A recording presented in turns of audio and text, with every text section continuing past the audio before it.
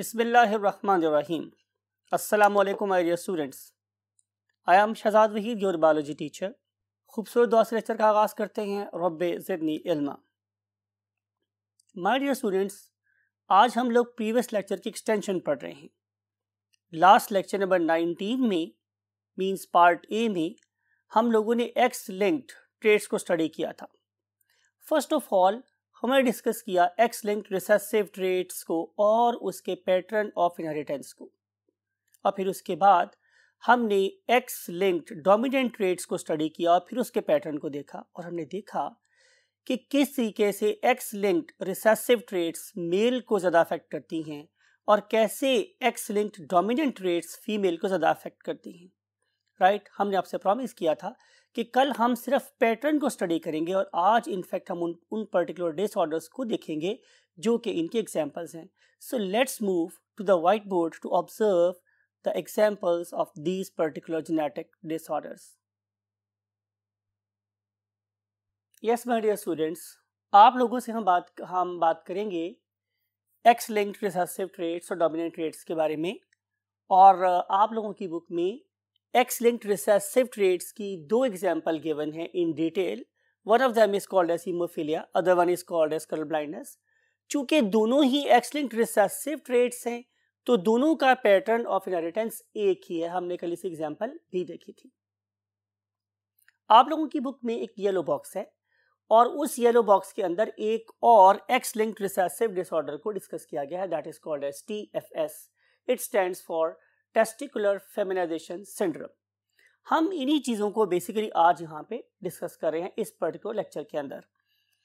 तो डिस्कस करते हैं सबसे पहले हीमोफीलिया। हीमोफीलिया क्या है? हमारे ब्लड के क्लॉट ना करने की एबिलिटी का नाम है हीमोफीलिया। अगर आप लोग इस पर्टिकुलर इमेज को देख रहे हैं तो आपको नजर आएगा कि यहाँ पे एक कैस्केड ऑफ केमिकल रिएक्शंस है। Whenever I use the term cascade तो इसका मतलब है एक लड़ी।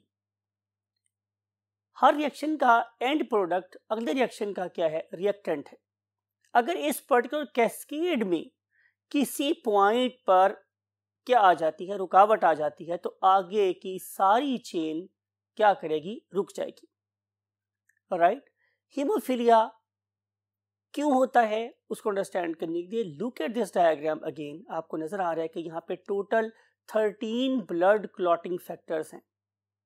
राइट, इनमें से मैंने बोला कि अगर एक फैक्टर भी कम होगा तो डिजीज क्या कहलाएगी? हीमोफीलिया। राइट, तो हीमोफीलिया की जेनेटिक्स थोड़ा सा पहले लिखते हैं आप लोगों के पास। नंबर 1 कि ये एक एक्स लिंक्ड डिजीज है। कौन सी वाली? रिसेसिव वाली। और दूसरी इंपॉर्टेंट कंक्लूजन क्या थी कि it appears more in male than females. Males में ज़्यादा अपीयर होती है और फीमेल्स में कम अपीयर होती है। जहाँ तक सिम्टम्स की बात है तो वेरी सिंपल थिंग, तभी लिखा आप लोगों से, बताया भी आप लोगों को कि blood fails to clot. Blood fails to clot। तो जब आप लोगों का खून गिवन टाइम के अंदर नहीं जमता तो हम कहते हैं कि this particular patient is suffering from haemophilia. How we can test it? Answer is, हम एक ड्रॉप लेते हैं। Look at this particular video. हम एक ड्रॉप लेते हैं ब्लड का किस पे? स्लाइड के ऊपर, और फिर उसके अंदर एक हम कैपिलरी ट्यूब को खड़ी कर देते हैं। नॉर्मली लेस देन 1 मिनट और अप्रॉक्सीमेटली 1 मिनट के अंदर जो ब्लड है वो इस कैपिलरी ट्यूब के अंदर जम जाता है। और देखें कि अगर हम इस कैपिलरी ट्यूब को अब छिड़क रहे हैं, झटक रहे हैं, तो जमा हुआ ब्लड इसमें से बाहर नहीं आ रहा। लेकिन अगर after passing normal clotting time blood fails to clot तो हम कह सकते हैं कि this particular person is suffering from the disease of haemophilia. Getting my point? तो इसकी जो कॉज है वो क्या? अभी मैंने डिस्कस किया आप लोगों के साथ। Any one blood clotting factor is missing. कोई एक ब्लड क्लॉट फैक्टर जब मिसिंग हुआ, कितने में से? 13 में से, तो उसको मैं यूँ लिख सकता हूँ कि total number of blood clotting factors are 13, तो यहाँ पे क्या होगा 1/13, इनमें से कोई एक अगर मिस हुआ तो ब्लड क्लॉट नहीं होगा। सवाल ये है कि क्या ये वाला डिसऑर्डर जानलेवा साबित हो सकता है? तो answer is yes, it can be deadly.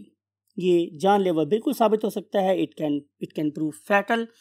Depend करता है कि इस पर्टिकुलर ऑर्गेनिज्म के अंदर कट कितना ज़्यादा लगा है। आमतौर पे तो हम सर्जरी भी करना यू कैन से प्रेफर नहीं करते इन पेशेंट्स की, बिकॉज एक छोटा सा कट भी इनकी जान ले सकता है और उसके लिए हमें बड़े स्पेशल किस्म का मेयर लेने पड़ते हैं, राइट। तो एक छोटा सा कट भी इनकी जान ले सकता है और यूजुअली एक्सीडेंट के अंदर तो आमतौर पे इनकी जान नहीं बचती। अगर मैं इनके सिम्टम्स की बात करूं तो 2 फ्रीक्वेंट सिम्टम ही होता है माय डियर स्टूडेंट्स कि इनके नोज आमतौर पे ब्लीड करते रहते हैं। यूजुअली नोज का ब्लीड होना कोई अलार्मिंग साइन नहीं होता, लेकिन अगर नोज फ्रीक्वेंटली ब्लीड हो रहा है इवन इन विंटर, तो फिर it can be you can say attention demanding symptom. आपको सोचना चाहिए कि आखिर सर्दियों के मौसम में भी नोज ब्लीड क्यों हो रहा है। इनके जो गम्स हैं वो फ्रीक्वेंटली ब्लीड होते रहते हैं। यूजुअली जो हमारे टॉन्सिल्स हैं वो ब्लीड नहीं होते, लेकिन एक ऐसा पर्सन हुई सफरिंग फ्रॉम हीमोफीलिया, उसके टॉन्सिल्स भी ब्लीड होते रहते हैं। फिर अगर ये देखें तो आमतौर पे अल्हम्दुलिल्लाह आपको भी पता होगा कि हमारे ब्लड में कभी यूरिन नहीं आता, लेकिन हीमोफिलिक्स के ब्लड में आमतौर पर यूरिन आता रहता है। तो ये वो सिम्टम्स हैं जो इस पर्टिकुलर ऑर्गेनिज्म को बहुत ज़्यादा फ्रेजाइल बना देते हैं from the normal organisms, right. देखते हैं कि हीमोफीलिया की हमारे पास कितनी टाइप्स हैं। For this purpose we have to go to the next part of the board. My dear students, हमारे पास हीमोफीलिया की 3 टाइप्स हैं। Number 1 is called as hemophilia A, right? Other one is called as hemophilia B, and last one is called as hemophilia C, right? मेरी इस particular haemophilia C को इनसे different क्यों लिखा है? आंसर इज कि इनके जीन की लोकेशन डिफरेंट है। अगर आप लोग हीमोफीलिया ए और बी के जीन को देखें तो ये क्रोमोसोम एक्स पे प्रेजेंट है। इसका मतलब ये होगा कि ये एक सेक्स लिंक्ड डिसऑर्डर है, राइट। और अगर ये सेक्स लिंक्ड डिसऑर्डर है तो आपको पता है कि ये मेल में ज़्यादा अपीयर होता है और फीमेल में कम अपीयर होता है, यानी कि शायद 20 टाइम्स कम अपीयर होता है फीमेल में। और फिर जैसे मैंने आपको कल बताया था कि नॉट ओनली ये फीमेल में कम अपीयर हो रहा है, बल्कि अगर हम इनमें सिम्टम्स की अपीयरेंस की बात करें तो वो भी बहुत ज़्यादा सीवियर होती है। ऑल इन ऑनली आपको याद होगा मैंने कल बताया था कि फीमेल किस केस में क्या हो सकती है हीमोफिलिक, कि जब वो होमोजाइगस रिसेसिव होगी। अदरवाइज फीमेल के अंदर ये कम अपीयर होता है और अगर वो हेटेरोजाइगस हो भी तो उसके सिम्टम्स बहुत नेग्लिजिबल अपीयर होते हैं बॉडी में, राइट। अब देखते हैं कि हीमोफीलिया सी क्या है। Haemophilia see basically autosomal disorder है। जाहिर है आप पढ़े लिखे बच्चे, आपको पता चल चुका होगा कि जब भी हम बात करेंगे ऑटोसोमल डिसऑर्डर की तो उससे मुराद ये है कि इसके होने के चांसेस, मीन इंसिडेंस के चांसेस ये मेल और फीमेल में कैसे हैं, बिल्कुल बराबर हैं। लेकिन अब हम देख रहे हैं कि इस पर्टिकुलर टॉपिक में मींस इंसिडेंस में होने के चांसेस में कितना परसेंट हीमोफीलिया ए है हमारी पॉपुलेशन में, कितने परसेंट हीमोफीलिया बी है और कितने परसेंट हीमोफीलिया सी है। तो आपको पता चलेगा कि हमारे पास अप्रॉक्सीमेटली ठीक है, अप्रॉक्सीमेटली 80%, इट मींस मोर और लेस 80%, ये क्या है हीमोफीलिया ए। और जहां तक बात है हीमोफीलिया बी की तो इट इज अप्रॉक्सीमेटली 20%। आप कहेंगे कि हीमोफीलिया सी का क्या फ्रैक्शन है, तो हम बोलते हैं कि हम इसको अप्रॉक्सीमेटली का वर्ड यूज कर रहे हैं। उससे हम यूं लिखते हैं कि इट इज लेस देन 1%। इसमें क्या लिखते हैं, लेस देन 1, ये डॉट है, इट इज लेस देन 1%। तो सिर्फ और सिर्फ पॉपुलेशन में 1% से भी कम लोगों को हीमोफीलिया सी होता है। लेकिन याद रखने वाली बात यह है कि ये एक ऑटोसोमल डिसऑर्डर है और इस पर्टिकुलर डिजीज के मेल और फीमेल में होने का जो चांसेस है इट इज इक्वल, ये बिल्कुल बराबर रहते हैं। राइट, अब देखेंगे कि इसमें जो डिफरेंट किस्म का हीमोफीलिया है, means haemophilia A, haemophilia B और हीमोफीलिया सी, ये किस किस ब्लड फैक्टर के एब्सेंट होने की वजह से प्रोड्यूस होता है। तो आप लोग क्या करेंगे कि आप लोग दोबारा से उसी प्रीवियस इमेज को गौर से देखेंगे तो आपको क्या नजर आ रहा है कि यहाँ पे टोटल 13 ब्लड क्लॉटिंग फैक्टर हैं। राइट, उसमें से look at this, it is blood clotting factor 8। Look at this, इसके इमीडिएट नीचे है ब्लड क्लॉटिंग फैक्टर 9 और उसके बाद एक ब्लड क्लॉटिंग फैक्टर मींस 10 को छोड़ के फिर आता है ब्लड क्लॉटिंग फैक्टर 11। तो लिखते हैं आप लोगों के लिए कि जो हीमोफीलिया ए है ये ब्लड क्लॉटिंग फैक्टर 8 की म्यूटेशन की वजह से होता है। Haemophilia B, it is due to mutation in blood clotting factor number 9। और जहां तक बात है मेरे पास हीमोफीलिया सी की, तो इसकी कॉज है ब्लड क्लॉटिंग फैक्टर 11। राइट, तो आपने इन बातों को अपने माइंड में रखना है। सवाल ये है कि what is the name of blood clotting factor 8? तो आंसर है anti means opposite, haemophilic factor, anti haemophilic factor. Right, other one is called as means 9 is caused as Christmas factor, right, and last is called as plasma thromboplastin, plasma thromboplastin antecedent।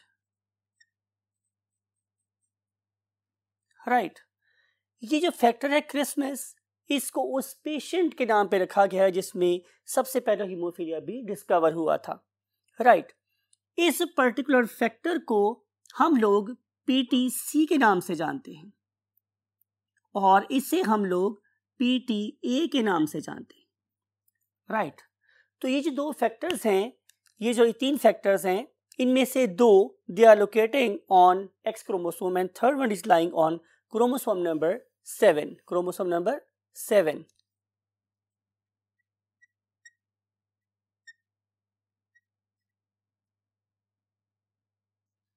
That's it my dear students regarding haemophilia. आपने haemophilia के इन तमाम parameters को अपने mind में रखना है और कल जो हमने डिस्कस किया था इसका इनहेरिटेंस पैटर्न, उसको भी अपने माइंड में रखना है। और इस पर्टिकुलर डिसऑर्डर के बारे में 2 पेडिग्रीज आपकी बुक में दी गई हैं, आप उसको बनाना भी सीखें। और इसका बेस्ट वे ये है कि आप इनमें से हर एक इंडिविजुअल का जेनेटिक मेकअप लिखें। जब आप डिफरेंट इंडिविजुअल्स का जेनेटिक मेकअप लिख लेंगे तो आप लोगों को किसी ऑर्गेनिज्म के उस पर्टिकुलर ट्रेट को अगली नस्ल में मुंतकिल करने के चांसेस का भी पता चल जाएगा। So this is a real achievement कि आप अपनी बुक के अलावा भी कोई काम कर सकते हो। राइट, अब हम मूव करते हैं next part of the board पे, where we are going to discuss the next X-linked recessive disorder that is called as the color blindness. Yes, my dear students, we are discussing about another X-linked recessive disorder that is called as color blindness. अगर हमारी आंख बिल्कुल भी कुछ ना देखे तो हम उसे बोलते हैं एब्सोल्यूट ब्लाइंडनेस।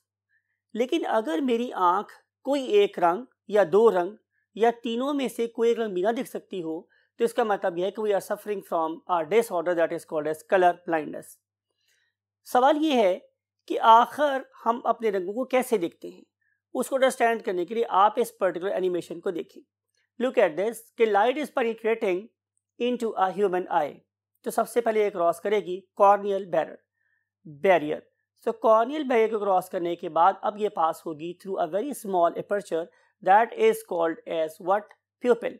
प्यूपिल क्या है? ये बेसिकली आयरिस के अंदर एक छोटा सा सुराख है। यहाँ से लाइट पास होने के बाद अब कहाँ मूव करेगी? इनटू द लेंस, और लेंस में से इवेंचुअली ये मूव कर जाएगी into the darkest part of her eye that is called as a vitreous humour. और इस विट्रस ह्यूमर के एंड पे हमारे पास क्या प्रेजेंट है? Retina. look at the structure of retina. Retina consists of basically 3 types of cones. लिखते हैं आप लोगों की ताकि आपको बात समझ आ जाए. हमारे इस पर्टिकुलर ह्यूमन आई के रेटिना पे, we are talking about the retina. तो ह्यूमन आई के रेटिना में there are 3 different types of cones. 3 different types of cones. ठीक है माय डियर स्टूडेंट्स, उनको हम क्या नाम देते हैं? Red cones, right. Other one are green cones and last one are blue cones. इसे हम लोग आम जबान में RGB भी बोलते हैं. Look at this very spectrum. आपको नजर आ रहा है कि एक्सट्रीम लेफ्ट पे मेरे पास रोशनी का वो वाला फ्रैक्शन है जो मुझे रेड दिखाई देता है. और फिर आपको पता है कि अगर हम लेफ्ट से राइट को पढ़ना शुरू करेंगे तो विजिबल स्पेक्ट्रम की लेफ्ट साइड पे रेड वेवलेंथ होती है और राइट साइड पर हमारे पास ब्लू, वॉयलेट या इंडिगो टाइप्स की रेडिएशंस पाई जाती है.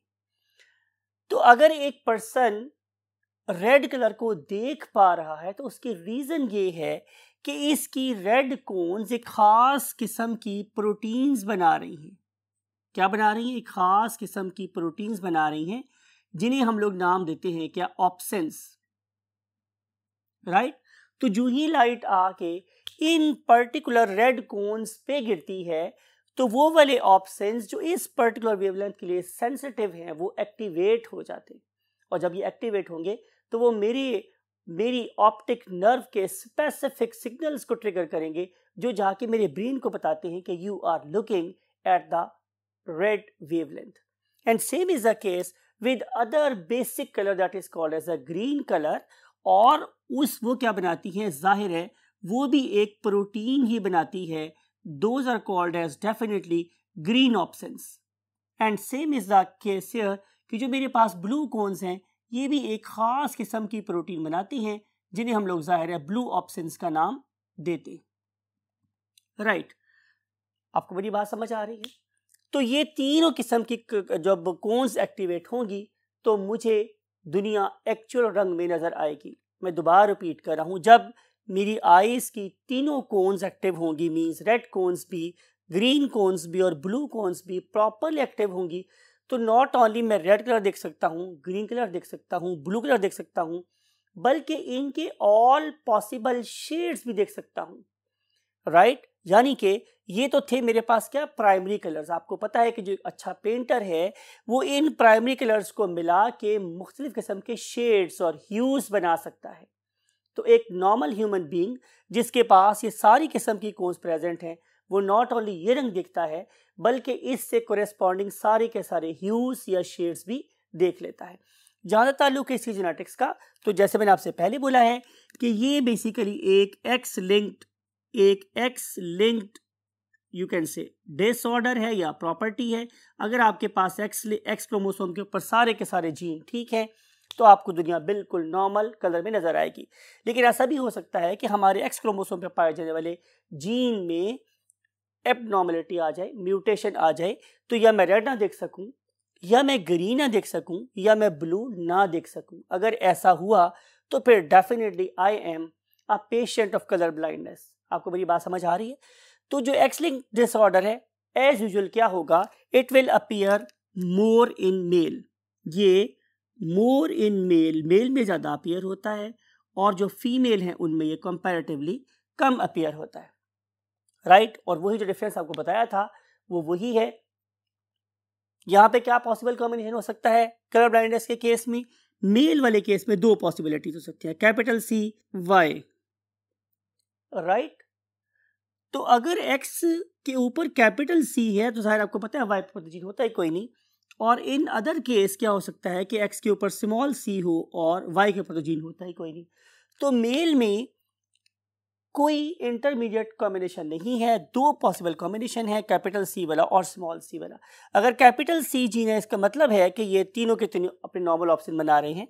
लेकिन अगर इस पर्टिकुलर क्रोमोसोम के सी क्लस्टर में कोई एबनॉर्मेलिटी है और वहाँ पे स्मॉल सी प्रोड्यूस हो गया है, म्यूटेशंस हो गई हैं, तो फिर जाहिर है इनमें से किसी एक में खराबी पैदा हो सकती है। तो यहाँ पे डिजीज़ होने या ना होने का चांस कितना है? 50%, 50%। लेकिन फीमेल के केस में ऐसा नहीं था। आपको याद है कि फीमेल के केस में मेरे पास 3 पॉसिबिलिटीज़ थी, capital C, other one can be capital C and small C, and last one is small C, right. इस वाले केस में this particular organism is normal. ये कैसा है मेरे पास? नॉर्मल। लेकिन जब मैं इसकी बात करूंगा तो ये बेसिकली क्या है? कैरियर। लेकिन वैसे कैसा होगा? नॉर्मल। इससे बिल्कुल दुनिया सही नजर आएगी क्योंकि इसको इस कैपिटल सी ने सेव कर लिया है, as capital C is completely dominant over small C. लेकिन जहां तक ताल्लुक है इस वाले केस का, बिल्कुल लोअर केस में, तो she will be colour blind. ये कलर ब्लाइंड होगी। तो नजर आया मेरे पास कि यहाँ पे डिजीज होने का चांस कितना था? 33.33%। लेकिन मेल के केस में ये कितना था? 50%। दैट्स वाई कि मेल में कलर ब्लाइंडनेस ज़्यादा होती है और फीमेल में कलर ब्लाइंडनेस कम होती है, राइट। अब हम कलर के एतबार से विजन की टाइप्स देखेंगे। तो पहली टाइप है मेरे पास ट्राइक्रोमेट्स। ट्राइक्रोमेट्स का मतलब ये है कि ये वाला ऑर्गेनिज्म जो है वो रेड भी देख पा रहा है, ग्रीन भी देख पा रहा है और ब्लू भी देख पा रहा है। जो ऑर्गेनिज्म तीनों किस्म के रंगों को सही तरीके से देख लेता है, दैट इज कॉल्ड है, those are called as trichromats. On the other hand, अगर कोई ऑर्गेनिज्म इसमें से सिर्फ 2 को देख पाता है और 1 को नहीं देख पा रहा, तो फिर हम लोग क्या करेंगे? हम उसे बोलेंगे dichromate. He can see only 2 colours, only 2 basic colours. तो फिर हम इसे क्या बोलते हैं कि ये डाइक्रोमेट है। लेकिन अगर कोई ऑर्गेनिज्म 2 रंग ना देख सकता हो, सिर्फ 1 रंग देख सकता हो, can see only 1 colour, can see only 1 colour, तो फिर आमतौर पे हम उसे क्या बोलते हैं? मोनोक्रोमेट। देखा ये गया है माय डियर स्टूडेंट्स कि वो लोग जो सिर्फ 1 कलर देखते हैं वो यूजुअली ब्लू दिखते हैं, राइट। तो उनको दुनिया ब्लू ब्लू नजर आती है। वो रेड भी नहीं देख पाते, वो रेड भी नहीं देख पाते और वो ग्रीन भी नहीं देख पाते। Getting my point? तो ये है डिफरेंस बिटवीन द टू। अब अगर देखा जाए तो दुनिया में ये वाले पर्सन तो जाहिर है बहुत ज़्यादा है, नॉर्मल है, ये डोमिनेंट जीन है मेरे पास।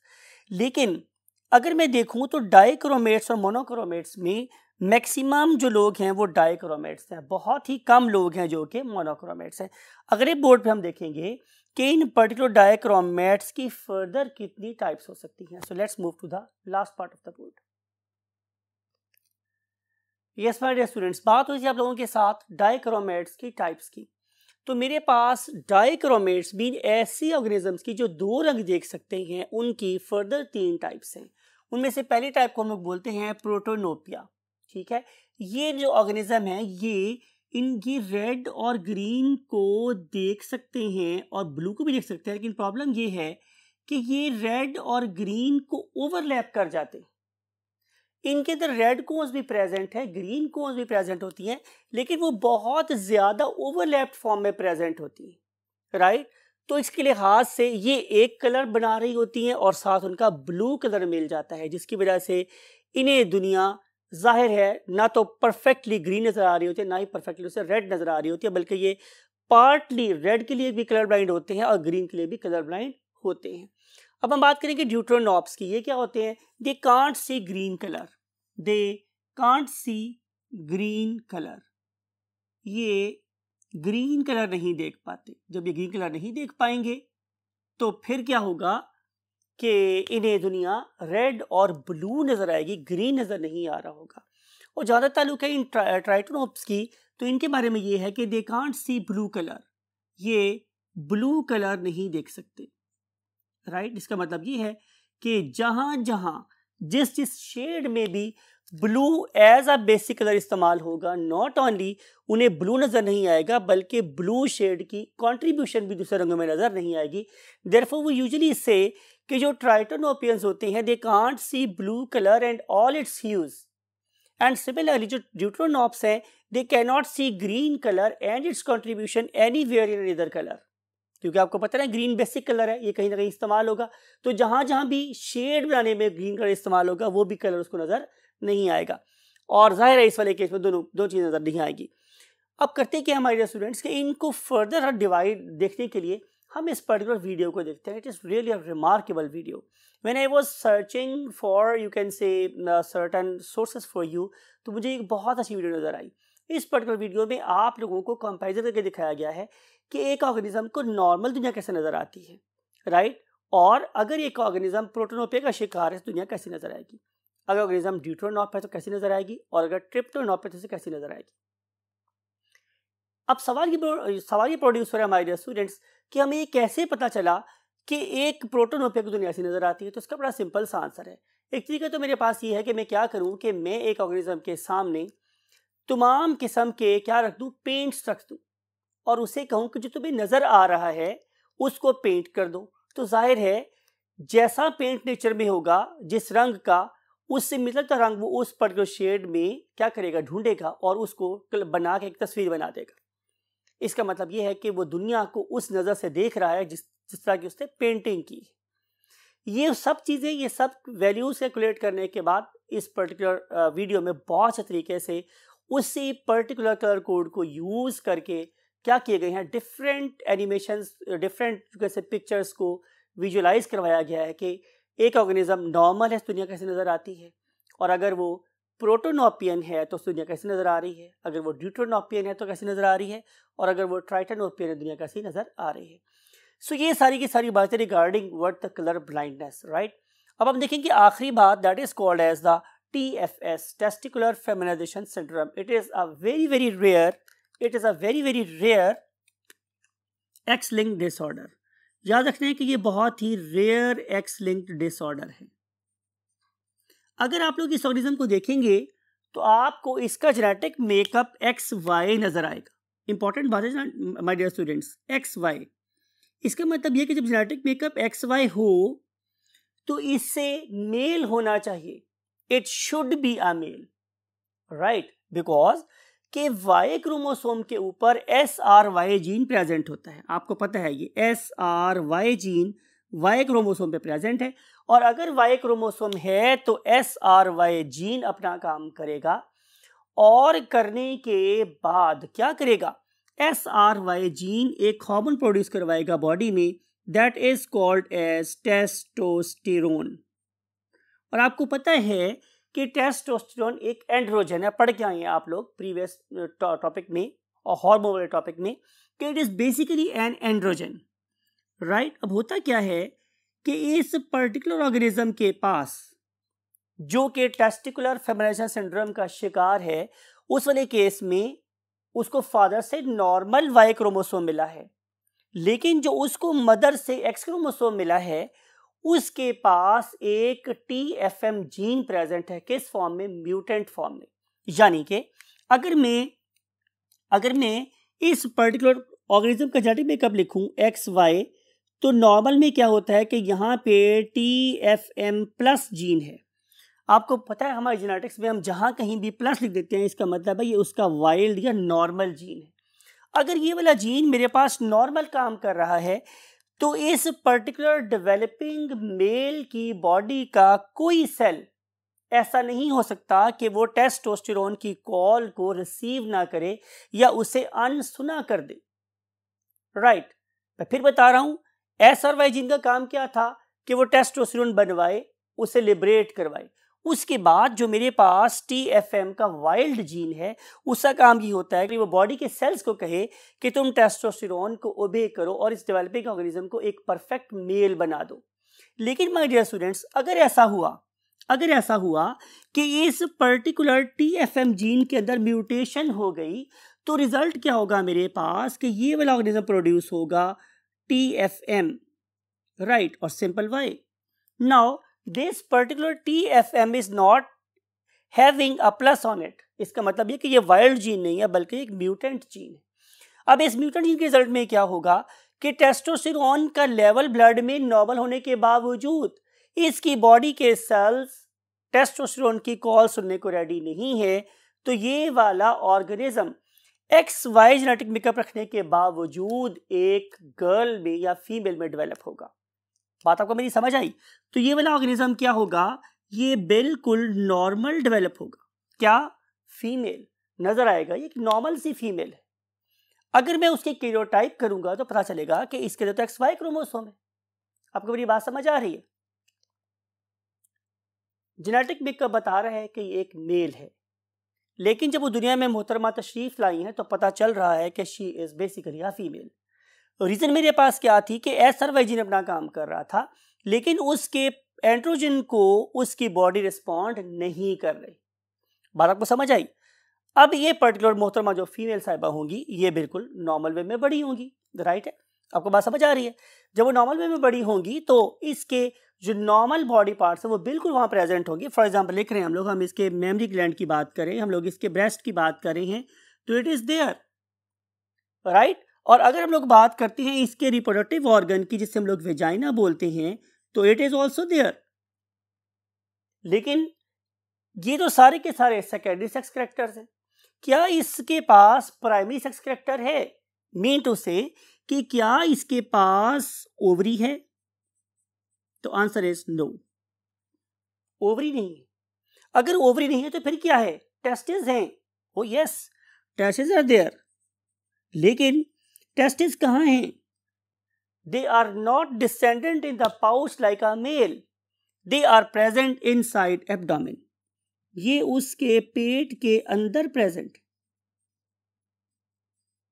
तो apparently she is a perfect female and she will be happily married as a girl, and she will be happily married as a girl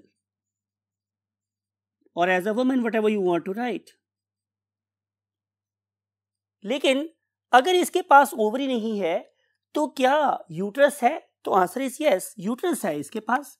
और जो यूट्रस है इट इज वेरी स्मॉल, ये बड़ी छोटी सी uterus है, और it is just a inward bulge at the end of the vagina. अगली बात हम देख रहे हैं माय डियर स्टूडेंट्स वो ये कि अगर ये वाली लड़की या मोहतरमा जब अपनी प्यूबर्टी को पहुंचती, कहाँ पहुंचती है? अपनी प्यूबर्टी को पहुंचती है, तो क्या इसके अंदर कोई सेकेंडरी सेक्स कैरेक्टर डेवलप होता है? Something like axillary hairs, something like pubic hairs, right? तो आंसर इज नो, राइट? इसके पास कोई मेच्योरिटी वाला साइन डेवलप नहीं हो रहा। अगर ओवरी होती तो वही वाले काम करवाती, ओवरी भी यहाँ पर नहीं है, और जहाँ तक टेस्टिस की बात है वो भी ना होने के बराबर है, बहुत छोटे से और पेट के अंदर है, तो वो भी ऐसा कोई हार्मोन डेवलप नहीं कर रहे जो कि एक्सिलरी हेयर या प्यूबिक हेयर को डेवलप कर रही है। अब सवाल ये है हमारे स्टूडेंट्स कि क्या ऐसी खातून या ऐसी लड़की जब अपनी प्यूबर्टी पे पहुंचेगी तो क्या उसको मेंस्ट्रुएशन होगी? तो answer is no, no menstruation, because आपको पता है कि मेंस्ट्रुएशन होने के लिए ओवुलेशन का प्रोसेस होना जरूरी था। तो जब ओवुलेशन ही नहीं हो रही, जब ओवरी ही नहीं है माय डियर स्टूडेंट्स, तो फिर ओवुलेशन कैसे हो सकती है? तो कोई मेंस्ट्रुएशन भी इसको नहीं होगी। तो हम कह सकते हैं कि this is basically a sterile organism. तो ये एक मेल होना चाहिए था, ये क्या होना चाहिए था? एक मेल होना चाहिए था, लेकिन TFM जीन की प्रेजेंस में ये रेजिस्टेंट हो गई, उन्होंने टेस्टोस्टेरोन की कोई बात को नहीं सुना, जिसकी वजह से ज़्यादा फर्दर डेवलपमेंट सारी एक फीमेल ट्रैक पर हुई, मेल ट्रैक पर डेवलपमेंट हुई ही नहीं। लेकिन चूंकि इसके पास दूसरा एक्स क्रोमोसोम नहीं था तो ओवरी के डेवलप होने का चांस भी कोई नहीं बनता था। अब सवाल ये है कि हम इन पर्टिकुलर ऑर्गेनिजम्स के बारे में उनकी फैमिलीज को क्या बताएं। तो उसके लिए हम लोगों ने क्या किया? हम लोगों ने एक टर्म डेवलप की है। That very term is called as CAIS, right? What is meant by CAIS? It is called as complete androgen insensitivity syndrome। यानी कि हम उन्हें बताएंगे कि जनाब ये जो मोहतरमा है she is perfectly sterile. In fact हुआ इसके पास ये है कि इसके बॉडी के सारे सेल वो किसी भी किस्म के एंड्रोजन से इनसेंसिटिव हो गई। तो जब सारे के सारे सेल एंड्रोजन से इनसेंसिटिव हो जाएंगे तो जाहिर है एक कैस्केड ऑफ एब्नॉर्मेलिटी स्टार्ट हो जाएगी, that you people know very well कि हम उसे क्या बोलते हैं, सिंड्रोम। तो ये सारे के सारे जो डिसऑर्डर्स हैं they are regarding the genes lying on X chromosome. So X chromosome is very vital, right? Sometime it affects male more, sometime it affects female more, sometime it can be under the influence of what, Y chromosome, sometime it is not going to listen any information from the Y chromosome. Example is TFS or CAIS, that is called as complete androgen insensitivity syndrome. I hope कि ये सारी बातें regarding your eyes, regarding your haemophilia, regarding the TFS आप अपने mind में रखेंगे और वो वाइटल मार्क्स स्कोर करेंगे जो आप लोगों को मेडिकल कॉलेज की दहलीज तक ले जाने में कामयाब होंगे। इस दुआ के साथ कि आप अपने टारगेट, अपने मिशन में ज़रूर कामयाब हों। आई वॉन्ट टू से यू अल्लाह हाफिज़।